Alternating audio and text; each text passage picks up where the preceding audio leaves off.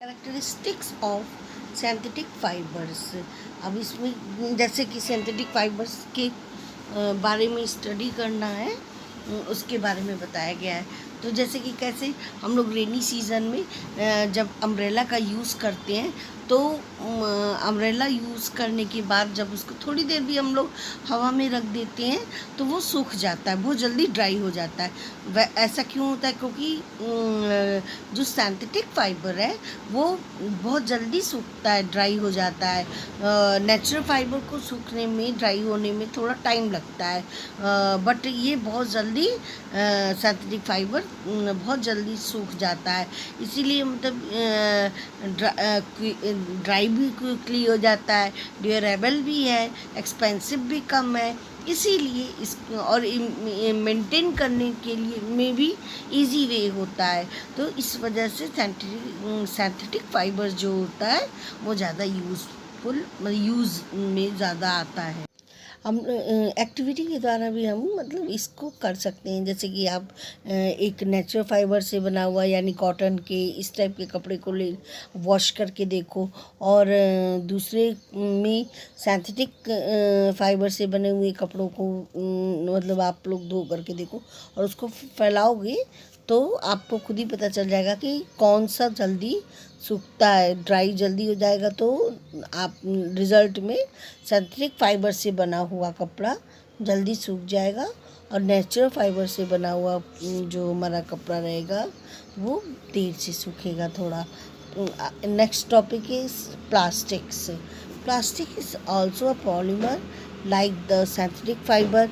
ये भी प्लास्टिक भी सिंथेटिक फाइबर का ही एग्जाम की तरह ही ये है, polymer. All plastic do not have the same type of arrangement of units. और जो प्लास्टिक का अरेंजमेंट जो होता है यूनिट्स के, जो उसके अरेंजमेंट होते हैं वो बिल्कुल सेम टाइप का नहीं होता है। वो हमारा एक होता है लीनियर टाइप का और दूसरा जो होता है वो क्रॉस लिंक्ड अरेंजमेंट होता है।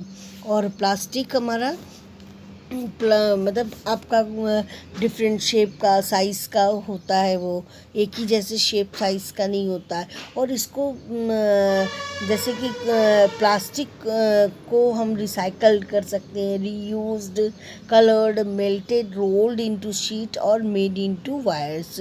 और इसको हम रोल्ड भी कर सकते हैं, वायर के रूप में भी कर सकते हैं और शीट के रूप में भी जो ईज़िली हमारा यूज़ जैसे कि मोल्ड हो जाता है।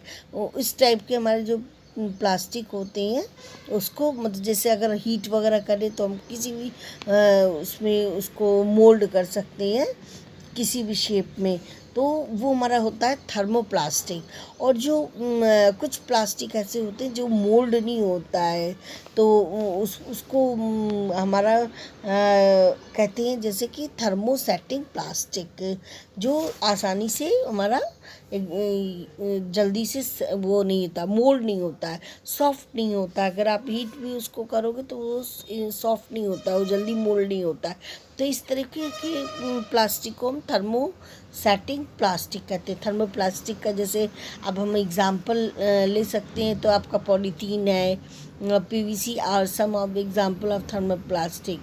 These are used for manufacture toys, combs. यानी थर्मोप्लास्टिक से आप क्या क्या मतलब आप यूज़फुल चीज़ें बना सकते हैं। तो कॉम्स है, टॉयज़ है और वेरियस टाइप्स के कंटेनर्स आप बना सकते हो, थर्मोप्लास्टिक है। अच्छा, थर्मोसेटिंग में आपका क्या होता है कि two example are bakelite and melamine. आपका bakelite is a poor conductor of heat and electricity. ठीक है, ये अपना पुअर कंडक्टर होता है इलेक्ट्रिसिटी का। It is used for making electrical switches, handles of various utensils, etc. और melamine is a versatile material. It resists fire and can tolerate heat better than other plastic. ये mine जो होता है इसको use भी किया जाता है, जो फायर ब्रिगेड वाले जो होते हैं ना, अब उसको उस इसी से बना हुआ जो मिलामाइन से बना हुआ अपने को कवर करते हैं, उसके चीज़ों को बनाया हुआ, क्योंकि वो क्या करता है, हमको फायर से बचाने का काम करता है।